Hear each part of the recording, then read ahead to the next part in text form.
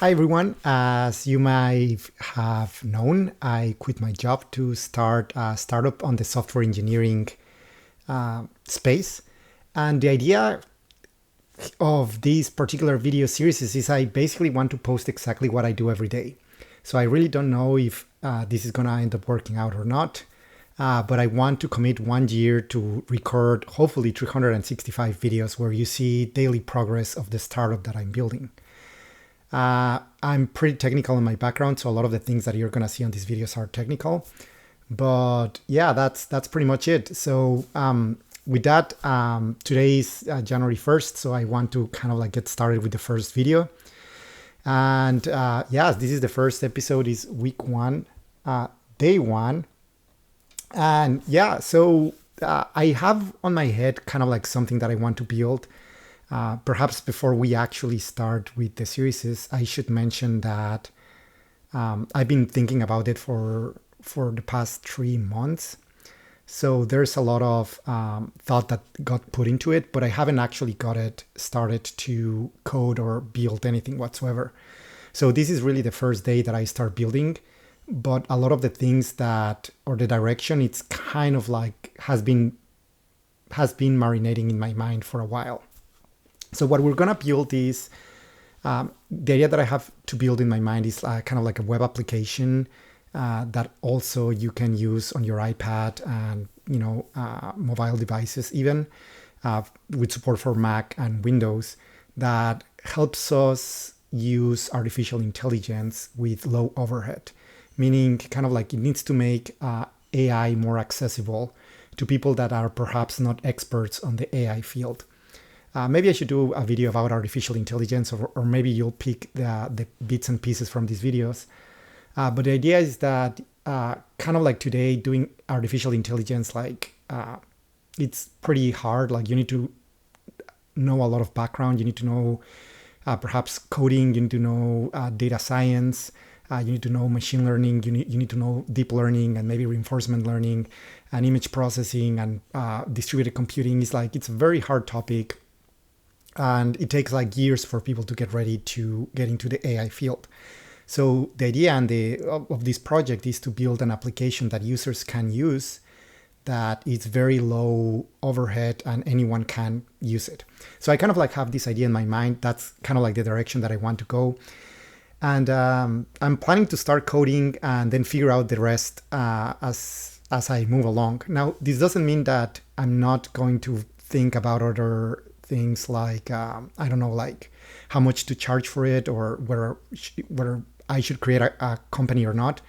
All I'm saying is that I'm going to start with the product first.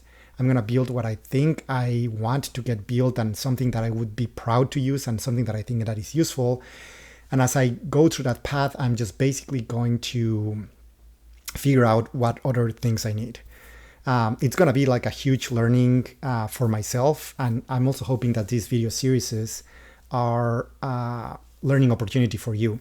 And mostly because I'm not going to be explaining software engineering concepts necessarily, but I'm going to be solving problems each day that perhaps I solve incorrectly, I don't know. But I do have 15 years of experience in software engineering in companies like SAP, Microsoft, and more recently RStudio. So I want to believe that I'm not like a terrible software engineer. So you're also going to have the chance to see, oh, okay, like he has this particular problem. Why did he solve it this way? Why didn't he? I'll try to explain those things and kind of like where my time went each day. Yeah, so with that, let's just get started with day one. So what I did today was create a GitHub, sorry, not a GitHub, but a GitLab repo. And I wanted to give GitLab a shot mostly because I've been using GitHub for a while, and then GitHub got bought by Microsoft. I actually tried using GitLab before, but it wasn't kind of like ready. This was when it got acquired, I think about 2 years ago or whatever. So I basically wanted to give GitLab a shot. I know that they probably evolved, and the project is small enough that I don't care about anything. I basically, all I did, like the first thing I did in the morning when I booted off my machine was just create like a GitLab project. That's pretty much it. It's super easy. And then the next thing that I search is literally electron boilerplate with installer. And I kind of spent some time figuring out if there's like already some boilerplate for starting an application. And one thing that I should mention is that I'm a strong believer that JavaScript is a great technology platform for building mobile applications, desktop applications, and why not? A lot of the applications like Slack are actually built on JavaScript. So I didn't want to start from scratch necessarily, even though it's going to be pretty empty, but I wanted to find something that compiles. And usually in software engineering terms, this is called like a boilerplate. It's kind of like you can find boilerplates for everything, for like creating a web service or creating like a electronic store or like a video game or whatever. So in this case, basically, I just want a very simple boilerplate that boots the JavaScript application. That's pretty much it. So that's pretty much it. And basically, I spent some time looking at that, and then I actually got distracted. I had to put this slide. I don't know what was going on my mind, but like, I basically was thinking like, oh yeah, I should build a boilerplate. Like, yeah, that's gonna be great. Yeah, like, and when the app is ready, like, it's gonna be amazing. Maybe I can go to Shark Tank and like present this thing. And so I basically just, I was like, wait, what do you need to present in Shark Tank? And I kind of like just search online Shark Tank, and you can actually submit, like a request to present. It's actually really easy. It seems like you just go to the web page and, submit, and then it starts the vetting, filtering process that they have or whatever. And then I was like on the page. I literally spent just like 5 minutes, but I thought it was funny because that's the first thing that I thought that I should show. And anyways, then I was like, okay, like, no, focus back. Like, that's right now is not the time to look at Shark Tank. Anyway, so I couldn't really find like a boilerplate from Google. Like, it's kind of like tricky because there's just so many, and it really didn't help me figure out which is a great boilerplate. So I just went to the main web page of the Electron, the Electron technology, which is basically Electron is a combination of a web browsers being Chrome, and Chrome specifically has something called the V8 engine, which it's the JavaScript engine, and also the UI that Chrome uses is called Chromium. So basically what this Electron project does, it grabs Chrome and kind of like embeds it together in an executable file that you can use to run JavaScript as a desktop application. That's pretty much it.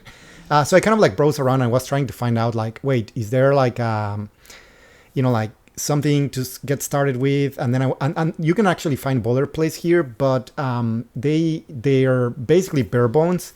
And one of the technologies that I've used in the pack is called webpack, which you can think of webpack as a compiler, even though JavaScript doesn't really get compiled because it's just, like an interpreted language. But webpack is kind of like this tool to organize your JavaScript modules and code, and kind of like, I don't want to say compile, but basically create a deployable or release version of your JavaScript files. So rather than having like just one JavaScript file with all your code, you can have like hundreds of different files, and then webpack basically bundles them together in a single JavaScript file that then you can just include on your project or whatever. And you can do many more things with webpack, but I kind of like wanted to start with webpack. So I found like boilerplates on the electron.js side, but then I searched like, okay, like, is there something like webpack with Electron? And sure enough, obviously there is something, and there's a webpack.electron.build site that basically comes with all the documentation on how to use webpack with Electron. So I basically went there, and if you just go to the introduction section, you'll find that there is an kind of like a quick start. And, it's basically just bare bones Electron plus webpack. So then I went to the GitHub repo that looks like this. And it's basically, it's just a quick start. I don't even think it has a license, but I'm sure it's fine using it because it's literally like 10 files and they're all empty. And even if you do this from scratch, like, you would have to write these 10 files. So basically all I did after that is I opened my terminal. By the way, I should mention that I'm working on a Mac computer, but this probably also works on Windows whatsoever, right? So basically, I opened my terminal. I already had Git installed from other projects, and why not? So really all I had to do was to download this particular file, and you can see the codes there. I think I made some mistakes, whatever. So I basically, downloaded this repo, And then I use Yarn, which Yarn is the package manager for JavaScript, which kind of like is a little bit more recent than NPM, which it's the precursor package manager. So basically, I installed Yarn, and then you kind of like run it. And that's pretty much it. I mean, it kind of like gives you like an empty application that you can use with JavaScript. And it looks like that. So basically, when you boot the application, and remember, I believe the command that I run was, I guess it was just brew install Yarn, but they have a couple comments, like to build the web application and to build the actual OS X application.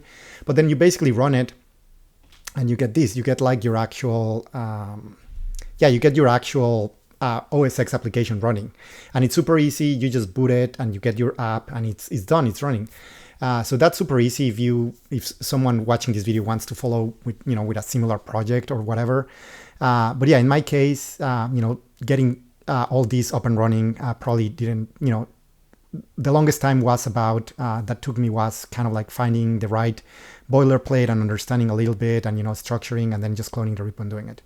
And I'm also working on Sublime. Sublime is just a code editor. It doesn't really do much apart. I mean, it's great, actually. I love Sublime, but it's not that, it doesn't come with a lot of functionality for debugging or whatever. It's just literally a very nice code editor that is very performant, that supports a lot of files and whatever. So basically what I did was I just kind of like open Sublime and look at the code. As you can see, like there's not much. I did write a little README with the steps that I run because I tend to forget everything. So I was like, okay, like I should just kind of like, just kind of like put a README for myself, really. And then, then I look at the code and I kind of like remove everything from the screenshot that we had here. Comes with a bunch of things. Literally just went there and removed the stuff because I want a blank application. I don't need anything. And actually this view is kind of nice because it shows all the files that are included, and there's really absolutely nothing. I mean, it's just an index file for the main script and the renderer. And that's it. There's the kind of like the Yarn things, and there should be a webpack file, or I mean, webpack already supports it, I guess. But like that's pretty much it. Yeah, the package.json file is the one that webpack kind of like uses to like install the modules and kind of like create the bundle or / quote compile this application. So that's pretty much it. I deleted it all, and I had a running application. And, I also verified that it ran on the web. So you can just go like directly open this index file once you run yarn web, and you get like a web application. And again, this is all the boilerplate that we got, but it's really nice because basically I want to build an application that runs anywhere, and building it on JavaScript helps a lot because you get web for free. And then there's all these tools that can allow you to run it in a desktop like Windows and Mac, and there's also ways of making it work with iOS, which interestingly, that was my rest of the day, what I had to spend time on. This part was actually really fast. I mean, it was mostly, boilerplate works, done. The other tricky part is that, or perhaps the more trickier part is that Electron currently does not support iOS, or to my knowledge, it doesn't support iOS. But again, like basically all this is doing is generating an HTML file with JavaScript, right? Like that's all it is. It's just HTML and JavaScript. So basically what you can do, which is what I did today, is literally created a new OS X application and, on xcode, I created a new project. I chose Swift. I don't know Swift at all whatsoever. In the past, I worked with Objective-C. But yeah, I mean, Swift seems to be like the long-term programming language that a lot of iOS applications are based. So that's why I chose it. And then, the code is pretty simple. Like basically all I wanted to do is have an empty application with a WebKit viewer. With a web view, which basically it's a web browser. And then I just wanted to load that HTML page with the JavaScript file. That's it. That's all I wanted to do. Because if I can do that, then basically the application should run.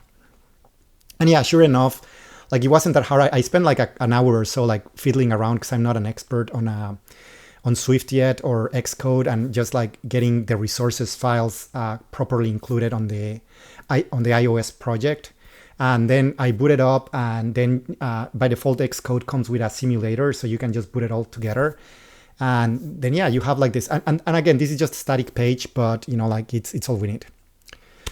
All right, then I run out of time, and then I'm, you know, each day I want to have some time to record this video. Hopefully I'll get better at it.